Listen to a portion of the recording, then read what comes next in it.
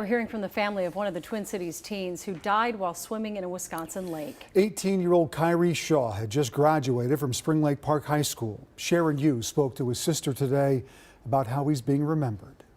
First day of school at Spring Lake Park High School for teacher Marissa Olinger still goes on, even when grieving her brother. For my husband and I to be here on this first day of school and be able to kind of go through that grieving process with other people who cared so much about him and who were so instrumental in helping him get to where he was.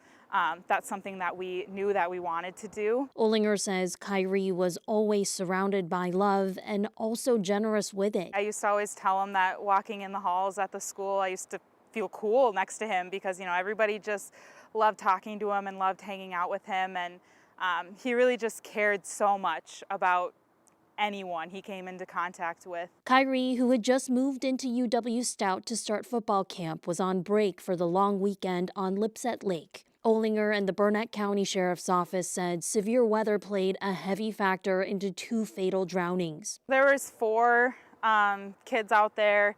The boat did start to float away just because of the waves. One made it back to the boat. One of the kids was pulled out by I think they said it was like somebody on a jet ski or something. And then Kyrie and his current girlfriend were already gone at that point. Because Kyrie was loved and Kyrie loved the school so much, Olinger says she's hoping to set up a scholarship fund in his name. Just continue to remind people to kind of live things out for him because he's got a whole group of friends that are just starting college today and just kind of that reminder that yes, it's hard to think about doing this and he doesn't get the chance to, but also remember to do it for him. Sharon Yu, KARE 11 News, Spring Lake Park.